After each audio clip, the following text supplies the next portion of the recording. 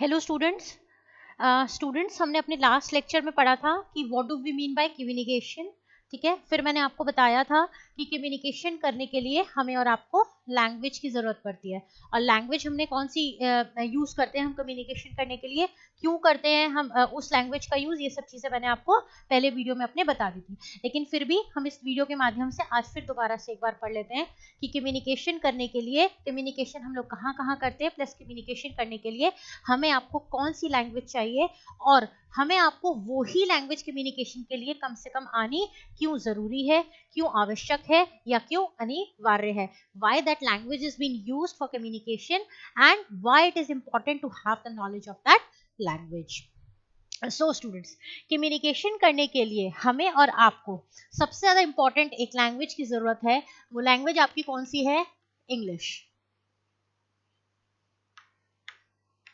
Language आपकी कौन सी लैंग्वेज होती है? इंग्लिश। इस वीडियो के माध्यम से मैं आपको ये बताऊंगी कि what do we mean by English.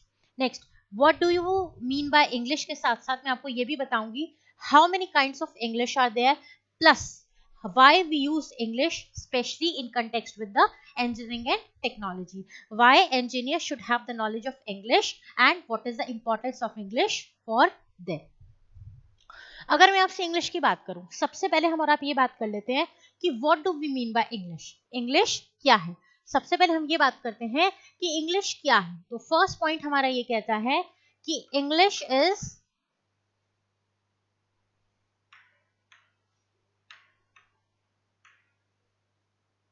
Most widely spoken language all over the globe. सबसे पहला पॉइंट आपका क्या कहता है कि English is most widely spoken language all over the globe, यानी कि इंग्लिश एक ऐसी भाषा है जो all over the globe, globe का मतलब क्या होता है? दुनिया के हर कोने में अगर कोई भाषा इस्तेमाल होती है तो वो इंग्लिश भी होती है। बाकी जो लैंग्वेजेस होती हैं, हर प्रांत की, हर देश की, हर जगह की अपनी अपनी भाषा होती है, बट इंग्लिश एक ऐसी भाषा होती है जिसको हम और आप ऑल अराउंड द ग्लोब या ऑल ओवर द ग्लोब, मतलब दुनिया के हर कोने में यूज करते हैं। हम ये भी कह सकते हैं कि इंग्लिश जो है आपकी, English is a shared language. English आपकी क्या है? इंग्लिश आपकी एक शेयर्ड लैंग्वेज है। अब शेयर्ड लैंग्वेज का मतलब क्या होता है? शेयर्ड लैंग्वेज का मतलब यहाँ पे ये है कि इंग्लिश भाषा एक ऐसी लैंग्वेज है जो कि यूज की जाती है by the people those who have the different language. English language is the shared language which is used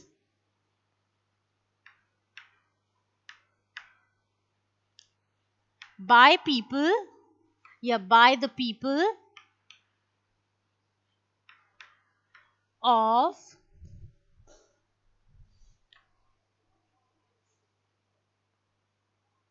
different language. अब इस पॉइंट का मतलब क्या है? इंग्लिश भाषा एक शेयर्ड लैंग्वेज है। शेयर्ड लैंग्वेज का मतलब क्या होता है? शेयर का मतलब होता है ऐसे, कुछ मेरा कुछ आपका। इंग्लिश लैंग्वेज एक ऐसी लैंग्वेज है जो यूजुअली दुनिया के हर कोने में यूज की जाती है। अगर हम और आप हिंदी बोलते हैं तो हिंदी एक ऐसी लैंग्वेज है जो हमारे एक स्टेट के अंदर, एक प्रांत के अंदर शायद बोली जाती है, इंडिया के अंदर, लेकिन हिंदी का यूज हम और आप बाहर के देशों में कम्युनिकेट करने के लिए नहीं कर सकते।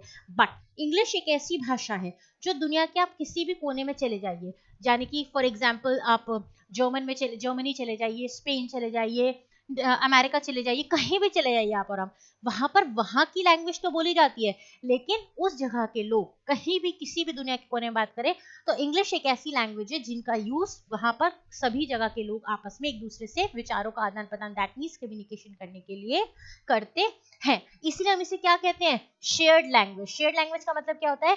ये लैंग्वेज ज्यादातर उन लोगों के द्वारा इस्तेमाल की जाती है जो लोग आपस में डिफरेंट डिफरेंट लैंग्वेज बोलते हैं। ठीक है, फॉर एग्जाम्पल मैंने आपको अपने पिछले वीडियो में ये बताया था कि हम और आप ज्यादातर आज की दुनिया में अपना बिजनेस जो है वो एलैबोरेट करना चाहते हैं, बिजनेस को बढ़ाना चाहते हैं, और हम और आप अब एक ही अपनी कंट्री तक बिजनेस में सीमित नहीं रह गए हैं, हमने और आपने अपने ट्रांजेक्शन्स को ग्लोबली कर दिया है। ग्लोबली का मतलब क्या होता है, हम अपने देश के अलावा दूसरे देश के लोगों के साथ भी बिजनेस करते हैं। जैसे हम चाइना के साथ भी बिजनेस करते हैं, हम अमेरिका के साथ भी बिजनेस करते हैं, हम जर्मनी से भी गुड्स एक्सपोर्ट इंपोर्ट करते हैं। अब क्या है, हमें आती है हिंदी भाषा, उन्हें आती है, एग्जाम्पल जर्मनी वालों को जर्मन लैंग्वेज। अब क्या है, हम जर्मन लैंग्वेज नहीं समझते और वो लोग हमारी हिंदी भाषा नहीं समझते। अब क्या होगा, हम अपना बिजनेस कैसे करेंगे? तो ऐसे में जो भी लोग डिफरेंट डिफरेंट लैंग्वेज बोलते हैं, वो लोग एक कॉमन लैंग्वेज का यूज करते हैं। शेयर्ड लैंग्वेज का मतलब क्या होता है, यहाँ पे एक ऐसी language which is common in nature, एक कॉमन लैंग्वेज का यूज करते हैं। वो भाषा होती है, वो लैंग्वेज होती है आपकी इंग्लिश। क्यों होती है? आपस में एक दूसरे से कम्युनिकेशन करने के लिए, that means to share for ideas, opinion and views between two or more people या पर्सन। थर्ड पॉइंट आपका क्या कहता है, ये जो इंग्लिश लैंग्वेज होती है, ये सक्सेसफुली क्या करती है, ये सक्सेसफुली कनेक्ट करती है। सक्सेसफुली कनेक्ट करने का मतलब क्या होता है, आपस में एक दूसरे से चीजों को जोड़ती है। किन किन लोगों को जोड़ती है? यूजुअली स्टूडेंट्स को, ठीक है, या आप कह सकते हैं प्रोफेशनल्स को। प्रोफेशनल्स कौन होते हैं? प्रोफेशनल्स वो लोग होते हैं जो अपना व्यापार करते हैं या कहीं पर जॉब करते हैं। तो इंग्लिश लैंग्वेज क्या करती है, या इंग्लिश क्या करती है, सक्सेसफुली कनेक्ट करती है स्टूडेंट्स को और प्रोफेशनल्स को, या फिर हम ये कह सकते हैं पीपल को। पीपल मतलब लोगों को। कौन से लोगों को हम और आप कनेक्ट करते हैं? उन लोगों को कनेक्ट करते हैं those who live or those who reside in different parts of the world, यानी कि people, those who, people residing. Residing का मतलब क्या होता है? रिसाइडिंग का मतलब होता है रहना। रिसाइडिंग का मतलब क्या होता है? रहना। People residing in different parts of the world. दुनिया के अलग अलग कोने में जो लोग रहते हैं, ये उन लोगों को आपस में एक दूसरे से कनेक्ट करती या कराती है। आपने बचपन में पेन फ्रेंड के बारे में सुना होगा, ठीक है, पेन फ्रेंड के बारे में सुना होगा। अब पेन फ्रेंड का मतलब होता है जो कि अब्रॉड में रहता है, जो कि बंदा विदेश में रहता है। तो क्या होता है, आप उससे कैसे बात कर सकते हैं? You can write to him in, like you can write to him by using language English. You can write him letters, you can write them emails, you can WhatsApp, use WhatsApp, you can send SMS, but the language which will be used for communication of opinion or ideas will be one and only English. Next point आपका क्या कहता है कि हम और आप, ठीक है, ये किसके काम आती है? इन लोगों के आपस में कम्युनिकेशन करने के। ये सब लोग आपस में क्यों आपस में एक दूसरे से बात करते हैं, कि मतलब करते हैं किसने लैंग्वेज का यूज कर रहे हैं आपस में?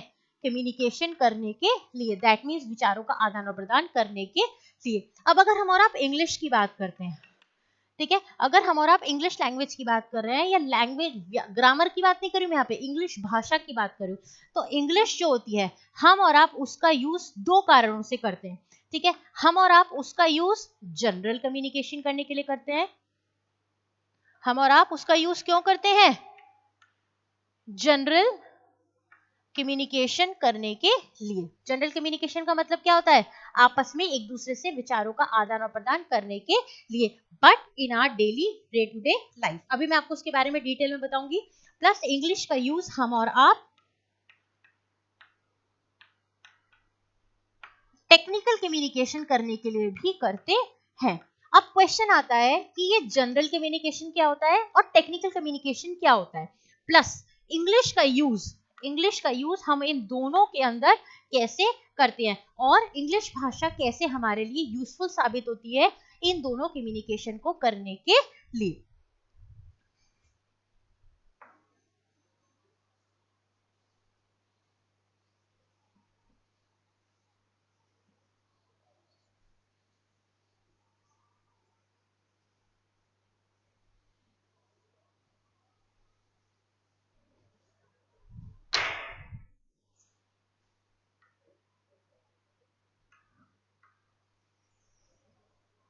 देखिए, मैंने अभी भी आपको बताया कि इंग्लिश का यूज हम और आप जनरल कम्युनिकेशन और टेक्निकल कम्युनिकेशन करने के लिए करते हैं। अब बात आती है कि हम और आप इंग्लिश का यूज, ठीक है, इंग्लिश का यूज जनरल कम्युनिकेशन में क्यों करते हैं, प्लस जनरल कम्युनिकेशन क्या होता है। पहले तो हम ये पढ़ लेते हैं कि जनरल कम्युनिकेशन क्या होता है, फिर हम पढ़ेंगे कि टेक्निकल कम्युनिकेशन क्या होता है, और फिर हम ये पढ़ेंगे कि इंग्लिश कैसे यूज होती है इन दोनों के अंदर, जनरल कम्युनिकेशन और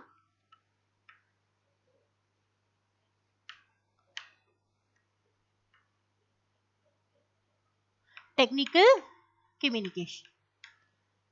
देखिए, जनरल कम्युनिकेशन और टेक्निकल कम्युनिकेशन क्या होता है, और जनरल कम्युनिकेशन में हम इंग्लिश का कैसे यूज करते हैं, और टेक्निकल कम्युनिकेशन में हम और आप इंग्लिश का यूज कैसे करते हैं। सबसे पहले हम बात करते हैं कि हम और आप जनरल कम्युनिकेशन क्यों करते हैं। हम और आप जनरल कम्युनिकेशन सबसे पहले करते हैं अपने डे टू डे लाइफ में। कहाँ कहाँ करते हैं, डे टू डे लाइफ में हम और आप अपना जनरल कम्युनिकेशन करते हैं अपना डे टू डे लाइफ में। अब डे टू डे लाइफ का मतलब क्या होता है, डे टू डे लाइफ का मतलब होता है अपनी रोजमर्रा की जिंदगी में विचारों का आदान प्रदान करने के लिए हम और आप इंग्लिश का यूज करते हैं। फॉर एग्जाम्पल, आपने स्कूल्स में सुना होगा, जो आपके इंग्लिश मीडियम स्कूल्स होते हैं, वहां पर इंग्लिश में बातचीत करना, इंग्लिश में कम्युनिकेट करना कंपल्सरी होता है। The reason behind is because tomorrow when they'll be facing the outer world they have to converse in English, यानी कि उनको इंग्लिश भाषा आनी चाहिए। जब हम किसी कारणवश भी नहीं, किसी भी बात को नॉर्मल अपने विचारों का आदान प्रदान करने के लिए जब हम और आप किसी लैंग्वेज का यूज करते हैं और हम उस डे टू डे अपनी लाइफ में कन्वर्स करने के लिए इंग्लिश भाषा का यूज करते हैं, तो वो आपका होता है जनरल कम्युनिकेशन। फॉर एग्जाम्पल, आप स्कूल में गए, आप स्कूल में अपने फ्रेंड से कुछ बात कर रहे हैं, या आपका फ्रेंड आपसे कोई बात कर रहा है, और what have you done yesterday, और what was your daily routine yesterday, and how you have manage your homework doing yesterday, या इस प्रकार कोई भी चीज आप अपने फ्रेंड से without any aim or without any motive you are just conversing with the other person, तो आप कौन सी लैंग्वेज का यूज करेंगे, जनरल लैंग्वेज का। ऑन द अदर हैंड, आप टेक्निकल इंग्लिश का इस्तेमाल कहाँ पे करेंगे, if you are a professional, अगर आप क्या है, if you are a professional, अगर आप प्रोफेशनल है तो कौन सा कम्युनिकेशन करेंगे, टेक्निकल कम्युनिकेशन। प्रोफेशनल का मतलब क्या होता है, आप कहीं पे जॉब करते हैं, आप कोई बिजनेस करते हैं, यानी कि कामकाज से भरी दुनिया में जब आप विचारों का आदान प्रदान करते हैं, तो वो कौन सा कम्युनिकेशन होगा, आपका टेक्निकल कम्युनिकेशन। सेकेंड पॉइंट आपका क्या कहता है कि जनरल कम्युनिकेशन क्या होगा, और हम इंग्लिश का इस्तेमाल जनरल कम्युनिकेशन में कहाँ और क्यों करेंगे। सबसे पहले जनरल कम्युनिकेशन हम और आप करते हैं फॉर फन। फॉर फन मतलब क्या होता है, for amusement, for transferring of ideas without any motto और विदाउट एनी एम। आप फन के लिए कम्युनिकेशन करते हैं या जनरल कम्युनिकेशन करते हैं, या फिर आप किसी को इंस्पायर करने के लिए। इंस्पायर करने का मतलब क्या होता है, स्कूल में टीचर आपको पढ़ा रही है, स्कूल में टीचर आपको पढ़ा रही है, वो आपका जनरल कम्युनिकेशन नहीं होगा। फॉर एग्जाम्पल, आप कुछ अच्छी तरीके से काम नहीं कर पा रहे हैं, या आपके एग्जाम में कम नंबर आ रहे हैं, और टीचर आपको गाइड कर रहे हैं, सपोर्ट कर रहे हैं, क्या कह के कि don't worry we are with you. तो इसका मतलब क्या है, वो एक जनरल आपसे बात कर रहे हैं विदाउट एनी लाइक ऑब्जेक्टिव और मोटिव बिहाइंड देयर टॉक्स। तो हम और आप जनरल कम्युनिकेशन करते हैं फॉर फन, फॉर इंस्पिरेशन, या टू इंस्पायर। ठीक है, आप ये भी कह सकते हैं फॉर अम्यूजमेंट। अम्यूजमेंट मतलब मस्ती मजाक के लिए, नॉर्मल विचारों का आदान प्रदान करने के लिए भी आप और हम और आप जनरल कम्युनिकेशन के लिए इंग्लिश का यूज करते हैं। टेक्निकल कम्युनिकेशन जो हम करते हैं, ये टेक्निकल प्लेसेस पे, वर्क प्लेस पर हम और आप जो इंग्लिश का यूज करते हैं, वो किस लिए करते हैं, टू इंस्ट्रक्ट। तो इंस्ट्रक्ट का मतलब क्या होता है, बॉस अपने सुपीरियर को, यानी कि एम्प्लॉयर अपने एम्प्लॉय को बताने के लिए कि काम कैसे करना है, इंस्ट्रक्ट करने के लिए उनको एक तरीके से आप कह सकते हैं, इंस्ट्रक्ट करने का मतलब हुआ आपका किसी को कोई चीज बताना, या कोई चीज टू इन्फॉर्म करने के लिए कि आपको कोई काम कैसे करना है, इंस्ट्रक्ट करने के लिए। या कह सकते हैं आप टू परसुएड। परसुएड का मतलब क्या होता है, उनका ध्यान अपनी एक तरफ एकत्रित करने के लिए, कि काम मोहित करने के लिए, मोटिवेट करने के लिए भी हम और आप टेक्निकल कम्युनिकेशन का यूज करते हैं इंग्लिश में। इंग्लिश का यूज करते हैं टेक्निकल कम्युनिकेशन के लिए। लेकिन आप एक बात याद रखिए कि टेक्निकल कम्युनिकेशन हमेशा कहाँ पे होता है, वर्क प्लेस पर। वर्क प्लेस का मतलब क्या होता है, जहां पर आप काम करते हैं, wherever you renders your services. Renders your services का मतलब क्या होता है, जहां पे आप अपनी सेवाएं देते हैं, अपनी जॉब करते हैं। जैसे for example, I am working out in an institute या I am working out in a company, तो वहां पर जो भी मैं कामकाज से रिलेटेड बातचीत करूंगी, किसी की मैन्युफैक्चरिंग, किसी चीज की प्रोडक्शन, किसी गुड्स के बारे में या किसी फाइल के बारे में कामकाज से संबंधित बातचीत करूंगी, और उस बातचीत के लिए मैं भाषा यूज करूंगी इंग्लिश, और कामकाज से संबंधित बातचीत करूंगी, तो वो आपका होगा टेक्निकल कम्युनिकेशन। और उसमें मैं कौन सी यूज करूंगी, हमारा टेक्निकल इंग्लिश। थर्ड पॉइंट आपका क्या कहता है, जनरल कम्युनिकेशन के लिए हमारा जनरल इंग्लिश का यूज करते हैं, जनरल इंग्लिश का यूज करते हैं। प्लस टेक्निकल कम्युनिकेशन करने के लिए हमारा यूज करते हैं कौन सी लैंग्वेज, टेक्निकल इंग्लिश का यूज करते हैं। ठीक है, टेक्निकल इंग्लिश और जनरल इंग्लिश का मतलब क्या हुआ, जनरल इंग्लिश आपकी वो इंग्लिश हुई जिसकी नो स्पेसिफिक वोकैबुलरी, जिसकी नो स्पेसिफिक वोकैबुलरी। वोकैबुलरी का मतलब क्या होता है, आप जो भी यूज कर रहे हैं word, it is general in nature, जिसका मतलब सभी लोगों को पता है। लेकिन टेक्निकल इंग्लिश कौन सी इंग्लिश होती है, वो इंग्लिश होती है जिसका इस्तेमाल हम और आप टेक्निकल कम्युनिकेशन करने के लिए करते हैं, and which has a specific vocabulary, यानी कि आपको उसके लिए पर्टिकुलर शब्दकोशों के शब्द को इस्तेमाल करना पड़ता है। जैसे मैंने आपसे कहा, फॉर एग्जाम्पल मैंने आपसे कहा कि डाउनलोड दिस फाइल, मैंने आपसे कहा डाउनलोड दिस फाइल। अब रोजमर्रा की जिंदगी में आप और हम ये डाउनलोड वर्ड का यूज नहीं करेंगे, हम और आप ये टेक्निकल टर्म है कंप्यूटर से रिलेटेड। ठीक है, किससे रिलेटेड है, कंप्यूटर से रिलेटेड। तो जिसको कंप्यूटर की जानकारी होगी, जो कंप्यूटर वर्ल्ड से अवेयर होगा, वो डाउनलोड वर्ड का यूज जानता होगा। लेकिन अब रोजमर्रा की भाषा में या रोजमर्रा में आप कोई बातचीत करते हैं, तो शायद डाउनलोड वर्ड का यूज हम और आप नहीं करेंगे। नेक्स्ट हम ये भी कह सकते हैं कि जो जनरल इंग्लिश होती है और उसके अंदर जो हम इंग्लिश यूज करते हैं विचारों का आदान प्रदान करने के लिए, it is always oral in nature. जब हम रोज आपस में एक दूसरे से बातचीत करते हैं, तो हम और आप लिख के कोई बातचीत नहीं करते हैं। ठीक है, अगर मुझे आपसे ये पूछना है कि आप कैसे हो, तो मैं कहूंगी how are you. I will not write it on a piece of paper and not give it and will not give it to you by saying how are you. I will just converse to you in English and I will ask you how are you. Next, technical vocabulary का मतलब क्या होता है, it is mostly written, but sometimes can be oral too. ज्यादातर cases में हम और आप इसे रिटन फॉर्म में यूज करते हैं, बट कभी कभी इसको हम और आप ओरली भी यूज कर लेते हैं। नेक्स्ट है आपका, ये हमेशा इनफॉर्मल होती है। इट इज ऑलवेज, जो भी हम जनरल कम्युनिकेशन करते हैं या जो जनरल इंग्लिश हम यूज करते हैं, it is always informal in nature. But अगर हम टेक्निकल कम्युनिकेशन करने के लिए टेक्निकल इंग्लिश का यूज कर रहे हैं, तो it is always formal in nature. अब क्वेश्चन आता है कि फॉर्मल और इनफॉर्मल का मतलब क्या होता है। फॉर्मल का मतलब होता है bounded with rules and regulations. बोलने से पहले आप क्या बोलना है, कैसे बोलना है, किससे बोलना है, बोलते समय किन शब्दों का यूज करना है, ये सब चीजों का ध्यान रखते हो। प्लस कैसे कैसे किसके बाद मुझे क्या क्या बात बोलनी है, ये होता है आपका formal in nature. But informal का मतलब क्या होता है, जो जी में आया, जब जी में आया, हमने आपको बोल दिया। यानी कि ये नहीं कि किसी को मैंने अब्यूसिव लैंग्वेज यूज करी। अब्यूसिव लैंग्वेज, यहाँ पर इनफॉर्मल का मतलब क्या होता है, बोलने से पहले कुछ प्लानिंग नहीं करनी है, सोचना नहीं है। जैसे जनरल कम्युनिकेशन या जनरल इंग्लिश का यूज हमारा यूज टू डे लाइफ में करते हैं। फॉर एग्जाम्पल, आपको अपनी मम्मी से बात करने के लिए, अपने दोस्त से बात करने के लिए पहले सोचना नहीं है कि मुझे क्या बोलना है और मुझे क्या नहीं बोल रहा है। दूसरे हाथ पे अगर आपको अपनी टीचर से बात करनी है, तो वहां जाके बात करने से पहले you always make a plan and synchronize all your ideas, opinions and view in your mind line by line. That first of all I would say this thing, first of all I will greet my teacher, then I will say this thing, then I will say that thing, and you will all list up the talks which you want to converse with your teacher prior going to his or her office. तो ये आपके क्या होते हैं, general communication और technical communication. इसके साथ मुझे ये समझ में आया एग्जैक्टली कि जनरल इंग्लिश क्या होती है और टेक्निकल इंग्लिश क्या होती है। अब जनरल इंग्लिश में तो हम कुछ पढ़ने के लिए है ही नहीं, जनरल इंग्लिश तो हम ऐसे ही सीख लेते हैं अपने स्कूल कॉलेज वगैरह में। लेकिन टेक्निकल इंग्लिश क्या होती है और टेक्निकल इंग्लिश का यूज कौन करता है, प्लस टेक्निकल इंग्लिश हमारे और आपके कैसे और कहाँ पर काम आती है, नेक्स्ट टॉपिक हम और आप यही पढ़ेंगे। ठीक है, तो हमारा नेक्स्ट टॉपिक क्या है, हमारे नेक्स्ट टॉपिक का नाम है आपका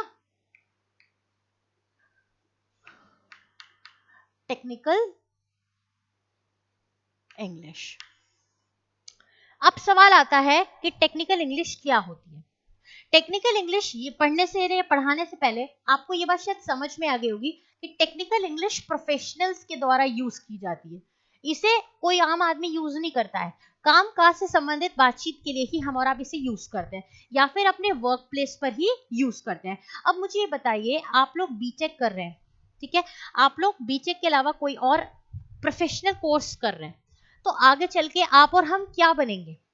अगर आप बीटेक कर रहे हैं तो या आप कोई और कोर्स कर रहे हैं which is professional in nature, तो ऑब्वियस सी बात है कि you will be called as professionals. अगर पिक्यूलर होके हम बीटेक की बात करते हैं तो हम ये कहते हैं कि बीटेक करने के बाद we will be called as engineers, या एमबीबीएस करने के बाद, एमडी करने के बाद I will be called as a doctor. ठीक है, यानी कि आप क्या बन गए, आप प्रोफेशनल बन गए। प्रोफेशनल मतलब कामकाज से संबंधित व्यक्ति बन गए। अगर मैं एक इंजीनियर की ही बात लेके चलती हूँ, तो एक इंजीनियर अपनी बात को दूसरे इंजीनियर से कन्वर्स करने के लिए जनरल इंग्लिश का यूज नहीं करेगा, कौन सी इंग्लिश का यूज करेगा, टेक्निकल इंग्लिश। तो हम ये कह सकते हैं कि टेक्निकल इंग्लिश सबसे पहले वो इंग्लिश होती, क्या इंग्लिश होती, थोड़ा बहुत हमने समझ लिया, लेकिन फिर थोड़ा सा हम और देख लेते हैं। टेक्निकल इंग्लिश आपकी वो इंग्लिश होती है, technical English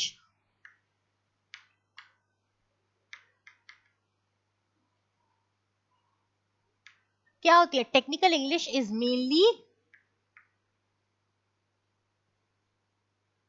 used in professional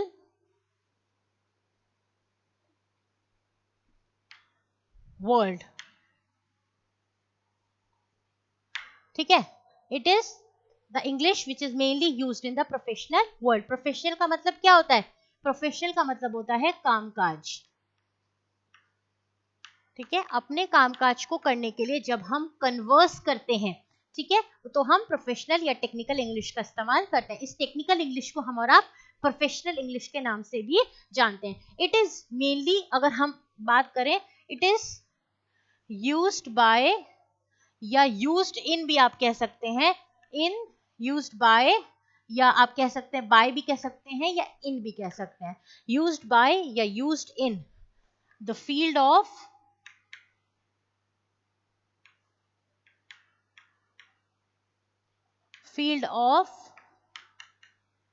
engineering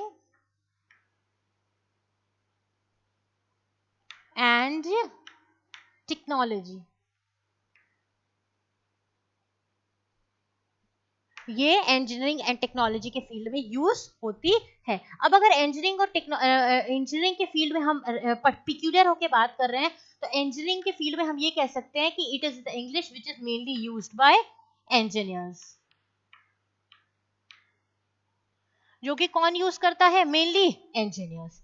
ठीक है, हम और आप ये कह सकते हैं कि ये भी कह सकते हैं अगर इंजीनियर्स के अलावा कि इंग्लिश, ये टेक्निकल इंग्लिश आपकी वो इंग्लिश है, इसे हम शॉर्ट में टीई भी कहते हैं। टेक्निकल इंग्लिश आपकी वो इंग्लिश है, या एक टेक्निकल इंग्लिश एक ऐसी इज एन इंग्लिश लैंग्वेज, ये एक ऐसी इंग्लिश लैंग्वेज है, ये एक ऐसी भाषा है विच इज यूज्ड बाय या used for communication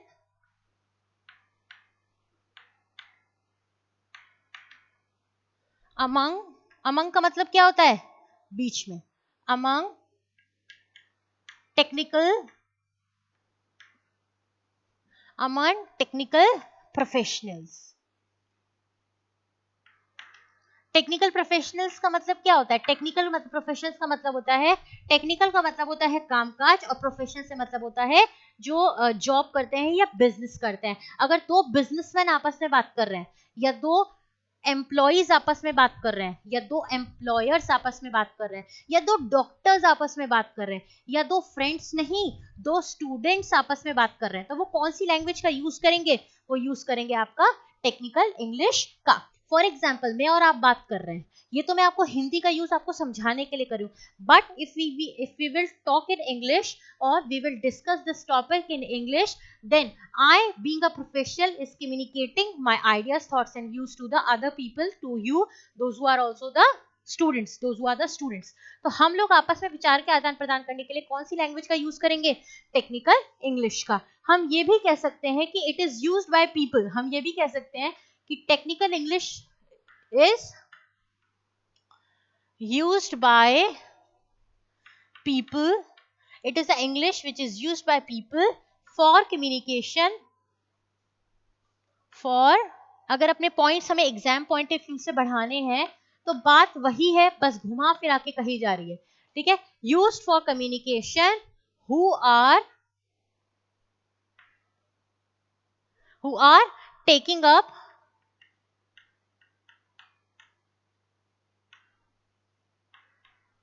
technical profession such as doctors, engineers, students, teachers, etc. ये सभी लोग जब आपस में बात करते हैं तो हम और आप कहते हैं किस चीज के लिए कौन सी लैंग्वेज का यूज करते हैं? टेक्निकल इंग्लिश का।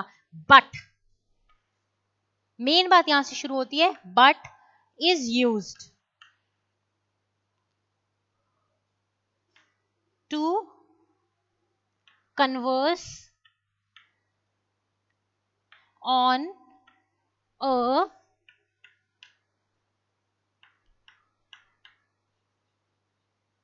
particular type of workplace or context. Particular type of work place or context, यानी कि जब हम और आप डॉक्टर हो, इंजीनियर हो, स्टूडेंट हो, मगर हम लैंग्वेज का यूज कर रहे हैं किस चीज के लिए? कन्वर्स करने के लिए। कन्वर्स करने का मतलब क्या होता है? बातचीत करने के लिए, लेकिन particular type of work place पर या पर्टिकुलर टाइप ऑफ टॉपिक के ऊपर। कंटेक्स्ट का मतलब क्या होता है? एक पर्टिकुलर टॉपिक के ऊपर आप अपनी बातों का, विचारों का आदान प्रदान करने के लिए जब लैंग्वेज का यूज करते हैं तो हम और आप टेक्निकल इंग्लिश नाम के टॉपिक का यूज करते हैं। अब क्वेश्चन आता है कि टेक्निकल इंग्लिश का मेनली, क्योंकि हम लोग इंजीनियर्स हैं, तो इंजीनियरिंग के फील्ड में या इंजीनियर्स के लिए इंग्लिश का क्या यूज होता है?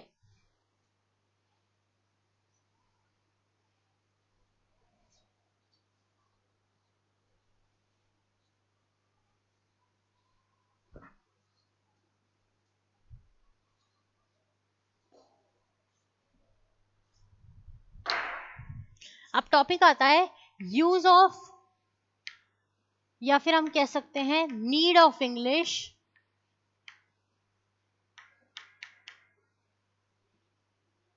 या आप ये भी कह सकते हैं need of technical English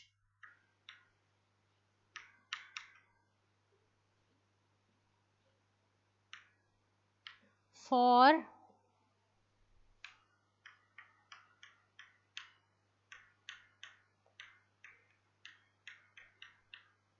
engineers। Engineers के लिए इंग्लिश का क्या यूज होता है? टेक्निकल इंग्लिश इंजीनियर्स के कैसे यूज में आती है? सबसे पहले जो ये इंग्लिश होती है या ये जो टेक्निकल इंग्लिश होती है, फर्स्ट पॉइंट क्या कहता है? इट कनेक्ट्स, क्या है? It connects the engineers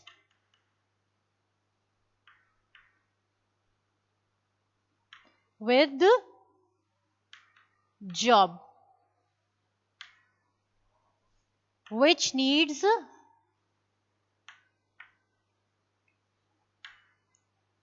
high level of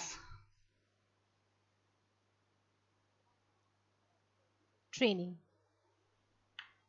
अब इस पॉइंट का मतलब समझिए. इंग्लिश क्या करती है? इंग्लिश क्या करती है? इंग्लिश कनेक्ट करती है. कनेक्ट क्या करती है? कोई टॉपिक है, पढ़ाई है बीटेक की, और आप एक व्यक्ति है, इंडिविजुअल है, जो कि क्या बनने वाला है? इंजीनियर बनने वाला है. तो इस इंजीनियर को क्या करती है? टॉपिक से क्या करती है? जो किताब का ज्ञान है उससे आपस में क्या करती है? कनेक्ट करती है. क्योंकि ये सारी किताब इंग्लिश में लिखी हुई होगी, ये जो व्यक्ति है, जो वुड बी इंजीनियर है, ये इसको इससे जोड़ देती है. ठीक है, तो ये ट्रेनिंग का मतलब यहाँ पर आपका बीटेक से है. तो टेक्निकल इंग्लिश क्या करती है? ये कनेक्ट कर देती है इंजीनियर्स को, किससे? उनकी ट्रेनिंग से. यानी कि यहाँ पे ट्रेनिंग का मतलब है जो बीटेक की आपकी स्टडीज है, बीटेक की आपकी पढ़ाई है. नेक्स्ट है इंजीनियर्स इसका यूज क्यों करते हैं? Engineers make use of this language से मेरा मतलब क्या है? इंग्लिश या फिर टेक्निकल इंग्लिश. यहाँ पर मेनली हम बात दिस लैंग्वेज का मतलब मैं टेक्निकल इंग्लिश से मेरा मतलब है, तात्पर्य मेरा टेक्निकल इंग्लिश से है. The engineers make use of this language का मतलब क्या होता है? टेक्निकल इंग्लिश फॉर स्पेसिफिक, या फिर हम कह सकते हैं टू कंप्लीट देयर स्पेसिफिक, या for completion of their specific purpose. अपना कोई कारण, अपना कोई कामकाज करने के लिए वो इसका यूज करते हैं. या it is use for specific information. अगर कोई पर्टिकुलर बात which is to be transferred from to right person, the right message to right person, तब भी हम टेक्निकल इंग्लिश का यूज करते हैं. या स्पेसिफिक ऑडियंस का मतलब क्या होता है? जिनके पास उसी तरीके की नॉलेज है जैसी इस व्यक्ति के पास है, जो कि आप ये कह सकते हैं इंजीनियर है, या फिर कहीं ना कहीं इंजीनियरिंग और टेक्नोलॉजी के फील्ड से एसोसिएटेड है. इंजीनियर्स की यूज और किस लिए आती है? देखिए, इंजीनियर्स अपने आप को कन्फाइन करके तो रखते नहीं है कहीं पर एक डोमेन में, क्योंकि उनका एक साइंटिफिक माइंड होता है. इनोवेशंस, इन्वेंशंस में वो लोग बिलीव करते हैं. तो वो लोग क्या करते हैं? एक 4 वॉल्स में अपने आप को कन्फाइन करके डोमेन में नहीं रहना चाहते. तो वो क्या करना चाहते हैं? ऑन द आउटस्कर्ट्स पे जाना चाहते हैं और अपने बिजनेस को एलैबोरेट करना चाहते हैं. अब बिजनेस को एलैबोरेट करने के लिए बहुत पैसा नहीं होता है, तो क्या करते हैं? अपनी हाईफाई कंपनी को एक दूसरी हाईफाई कंपनी के साथ ज्वाइन अप कर लेते हैं. और उसके लिए क्या होता है? बात करने के लिए उन्हें लैंग्वेज की जरूरत पड़ती है. तो टेक्निकल इंग्लिश का इंजीनियर्स यूज करते हैं किस लिए? टू मेक जॉइंट वेंचर्स का मतलब क्या होता है? अपने व्यापार को बढ़ाने के लिए जब आप क्लब अप कर देते हैं. ठीक है, आपने टीवी पे ऐड सुना होगा कि ये इस कंपनी ने उस कंपनी के साथ जॉइंटली होकर एक कोई प्रोडक्ट को लॉन्च किया. जैसे जॉइंट वेंचर, कॉर्पोरेट वेंचर्स होते हैं. जैसे कि आप कह सकते हैं कि कोई प्रोग्राम ऑर्गेनाइज हो रहा है, कोई टेक्निकल इवेंट ऑर्गेनाइज हो रहा है, और उन दोनों ने अपना अपना पैसा मिला लिया. जॉइंट वेंचर्स यानी कि दोनों ने एक साथ मिलकर वहां पर अपना पैसा इन्वेस्ट कर दिया और एक नया काम किया. तो अगर इंजीनियर उस टाइम पर जो लैंग्वेज का यूज करेंगे वो आपकी इंग्लिश होगी टेक्निकल इंग्लिश. आप ये भी कह सकते हैं कि ये लैंग्वेज यूज की जाती है बाय इंजीनियर्स. किस लिए? To showcase. ठीक है, किस चीज के लिए? To showcase. शोकेस का मतलब क्या होता है? डिसएमिनेट का मतलब क्या होता है? दिखाना. क्या? Their knowledge. यहाँ पर देयर से मतलब मेरा इंजीनियर्स से है, देयर से मतलब यहाँ पर मेरा प्रोफेशनल्स से है. ठीक है, their knowledge both in oral and written form. जैसे कि मैंने आपको पहले भी बताया था कि कम्युनिकेशन 2 तरीके से होता है, ओरल और रिटन कम्युनिकेशन. तो ये लैंग्वेज इंजीनियर्स के द्वारा यूज की जाती है जो भी उनके पास नॉलेज होती है, चाहे वो बोल के सामने वाले व्यक्ति को बताएं, चाहे वो चीज उसको लिख के बताएं. अब बोलने और लिखने का एक एग्जांपल हम ले लेते हैं. For example, if you are working in an R&D department. R&D department का मतलब क्या होता है? Research and development department. अब you have innovated or you have invented a new product. For example, you have invented a new car, fine, or an engine of a new car. You sat out in a meeting or where you are telling about the people those who can you want to patent your car, fine. You want to have, you want to sell your a product, whatever, I mean you can do out anything, fine. You are trying to tell the other people about the basic or the everything, the detail one about your car engine to the other people, so that you can have the patent of it and the other people can purchase it or whatever they want to do, fine. So you are orally talking to those people, आप उनसे मौखिक तौर पे बात कर रहे हैं, तो आप कौन सी लैंग्वेज का यूज करेंगे वहां पर, ओरल लैंग्वेज का। प्लस फॉर एग्जाम्पल एक और हम एग्जाम्पल ले लेते हैं, आप किसी कंपनी के एम्प्लॉय हैं जो कि मोबाइल को सेल आउट करता है। अब आपको एक जॉब मिली एक डिस्ट्रीब्यूटर के यहाँ, एक कस्टमर आया, उसने आपसे कहा कि मेरे को मोबाइल फोन खरीदना है, but I am not aware of the technical features of the mobile phone. You explain him out each and everything in detail about that mobile phone. तो आपने ओरली उससे कम्युनिकेट किया, और जो भी मोबाइल फोन के फीचर्स आप उसे बता रहे थे वो आप जनरल नहीं बता रहे थे, कामकाज से संबंधित बात कर रहे थे। तो आप उसको क्या कर रहे थे, आप शोकेस कर रहे थे अपनी नॉलेज, अपना ज्ञान उस प्रोडक्ट या कुछ जो भी प्रोडक्ट है उसके बारे में, कैसे, ओरल तौर पे।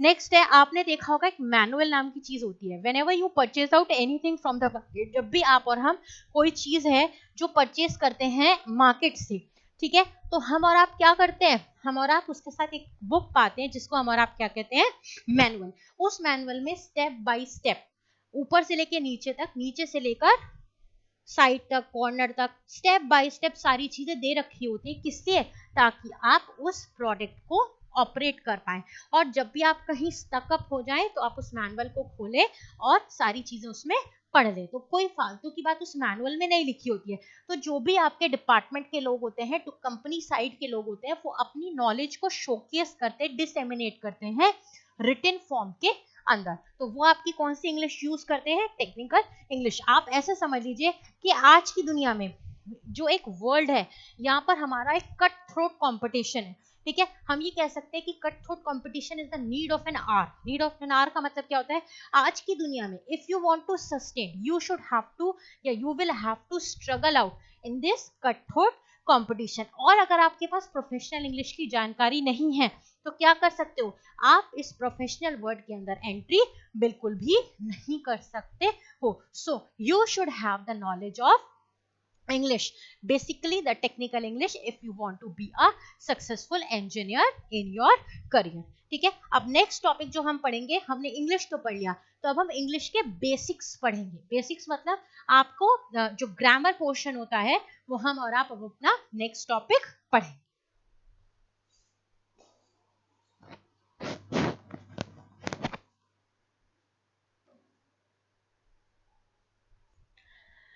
अब स्टूडेंट्स, हमने ये तो पढ़ लिया कि कम्युनिकेशन क्या होता है, हम कम्युनिकेशन क्यों करते हैं, हम कम्युनिकेशन कहाँ करते हैं, और कम्युनिकेशन करने के लिए रोजमर्रा की जिंदगी में हम कौन सी इंग्लिश का यूज करते हैं, प्लस अपने वर्क प्लेस पर यूज करते हैं हम और आप कौन सी लैंग्वेज यानी कि टेक्निकल इंग्लिश का यूज करते हैं।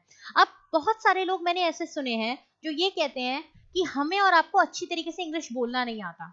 We people are not aware how to spoke out in a English language in a better or a proper way. Like they know English, but they are not able to well converse in English. So what I think so, that those people, those who cannot converse well in English, they should have the knowledge of basic grammar. And the basic grammar of English starts with many of the parameters. Like for example, person should have the knowledge of vowels. The person should have the knowledge of tenses. The person should have basically the knowledge of articles, and above all, the person should have the knowledge of new topic called as parts of speech. I hope ये आपने अपने childhood में भी पढ़ा होगा during your initial starting में, जो initial आपकी classes होती थी, either you are from CBSE background, you are from ICSE background, or you are from UP background, UP board background. Everybody goes through this topic or have studied this topic in their childhood, and the topic named is parts of speech. तो मैं इस video के माध्यम से आपको सारी चीजें parts of speech के बारे में डिटेल में बताऊंगी, यानी कि जितने भी पार्ट्स ऑफ स्पीच होते हैं उनके सारे पार्ट्स को मैं आपको डिटेल में बताऊंगी। तो सबसे पहले हम समझ लेते हैं कि what do we mean by parts of speech, या how many kinds of parts of speech are there. आपने ऑक्टोपस का नाम सुना है, आप ऑक्टोपस के बारे में जानते हैं। ऑक्टोपस क्या है? Octopus is an animal. क्या ऑक्टा क्या है? ऑक्टोपस एक ऐसा एनिमल होता है उसके 8 पैर होते हैं। Octopus means, octa means 8। तो ऑक्टोपस एक ऐसा एनिमल होता है जिसके 8 पैर होते हैं। तो हम ये कह सकते हैं कि parts of speech is an octopus. Parts of speech क्या है? एक ऑक्टोपस की तरह होता है। इसके भी कितने पार्ट्स होते हैं? 8, या हम कह सकते हैं इसकी 8 लेग्स है। There are 8 parts of speech. सबसे पहले आते हैं पार्ट्स ऑफ स्पीच क्या होते हैं। There are 8 parts of speech. सारे 8 पार्ट ऑफ स्पीच होते हैं। सबसे पहला पार्ट ऑफ स्पीच कौन सा होता है हमारा? नाउन। ठीक है। दूसरा पार्ट ऑफ स्पीच होता है हमारा प्रोनाउन। नाउन को हम हिंदी में क्या कहते हैं? संज्ञा। ठीक है। प्रोनाउन को हम हिंदी में क्या कहते हैं? स्वर्नाउन। ठीक है। Noun, pronoun, verb. वर्ब को हम हिंदी में कहते हैं क्रिया। एडवर्ब। ठीक है। एडवर्ब को हम हिंदी में क्या कहते हैं?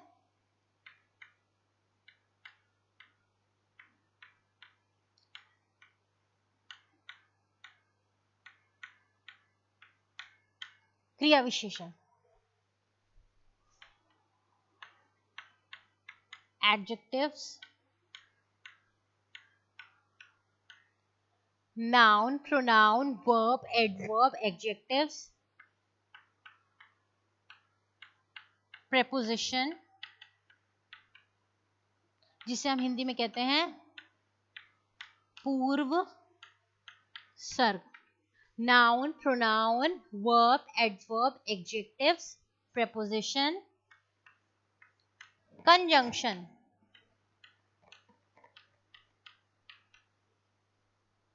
और आखिरी में आपका आता है इंटरजेक्शन।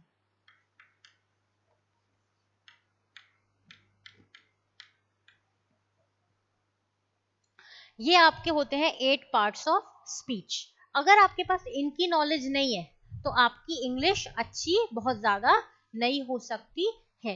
तो आपको क्या करना है, हम और आप एक एक करके सारे पार्ट्स, चाहे वो नाउन हो, चाहे वो प्रोनाउन हो, चाहे वो वर्ब हो, चाहे वो एडवर्ब हो, चाहे वो एडजेक्टिव्स हो, चाहे वो प्रेपोजिशन हो, चाहे कंजंक्शन हो, चाहे इंटरजेक्शन हो, सारी चीजों को हमें और आपको क्या करना है? डिटेल में पढ़ना है। ठीक है। अब अगर हम और आप इन टॉपिक्स के बारे में जानकारी नहीं ला पाए तो हमें और आपको टेंसेस समझ में नहीं आएंगे। टेंसेस नहीं पढ़ पाए तो आर्टिकल्स समझ में नहीं आएंगे। आर्टिकल्स नहीं पढ़ पाए तो हम कह सकते हैं बेसिक कंसेप्ट ऑफ इंग्लिश हम और आप समझ नहीं पाएंगे। तो हम और आप अब इन सारे पॉइंट्स को, यानी कि इन सारे के सारे एक ऑक्टोपस को हम और आप अब डिटेल में पढ़ेंगे। ठीक है।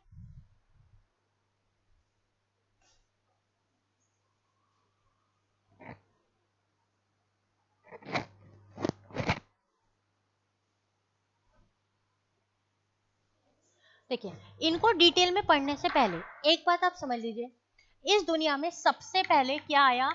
अल्फाबेट। ठीक है।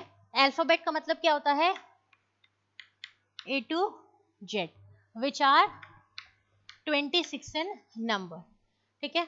अल्फाबेट से बना आपका वर्ड। वर्ड का मतलब क्या हुआ? For example Ram, Shyam, village, boys. Fine, ये सब क्या है आपके वर्ड्स। ये किससे बने? अल्फाबेट से। ए, ठीक है, टू जेड। इसमें जितने भी शब्द लिखे हुए कहीं ना कहीं ए से जेड तक अल्फाबेट से बने होंगे। वर्ड से बना आपका सेंटेंस। सेंटेंस को हम हिंदी में कहते हैं वाक्य। ठीक है। वर्ड का मतलब क्या हुआ? शब्द। और सेंटेंस का मतलब हमारा क्या हुआ? वाक्य। सेंटेंस क्या बना? राम एंड श्याम आर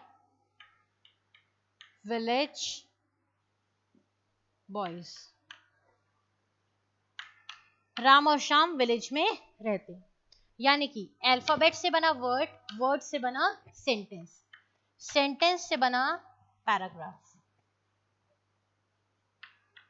और पैराग्राफ से बना आपका ऐसे। पैराग्राफ क्या, पैराग्राफ मतलब ऐसे, ये जो आप ऐसे ऐसे करके लिखते हो। अब चाहे वर्ड हो, ठीक है, अल्फाबेट आपने स्कूल में सीख लिए, वर्ड्स भी आपने सीख लिए, लेकिन इस सेंटेंस को बनाना सीखने के लिए ये नहीं आएगा तो ये नहीं आएगा, ये नहीं आएगा तो ये नहीं आएगा। इसको सीखना सबसे ज्यादा मैंडेटरी है, इसको सीखना सबसे ज्यादा इंपॉर्टेंट है। तो इसके लिए हमें प्रॉपर सेंटेंस का फ्रेमिंग कैसे करना होता है, आपको सबसे ज्यादा किस टॉपिक की जरूरत पड़ेगी, पार्ट्स ऑफ स्पीच की। ठीक है, आपको समझ में आया पार्ट्स ऑफ स्पीच का। तो अब हम अपने नेक्स्ट वीडियो में पढ़ेंगे, जो मैंने अभी अभी आपको बताया कि there are 8 parts of speech, यानी कि 8 पार्ट्स ऑफ स्पीच होते हैं। हम अपने नेक्स्ट वीडियो में पार्ट्स ऑफ स्पीच के सारे डिटेल के बारे में पढ़ेंगे। Noun, pronoun, verb, adverb, adjective, preposition, conjunction and interjection. I hope वो आपको अच्छी तरीके से समझ में आएगा। Thank you.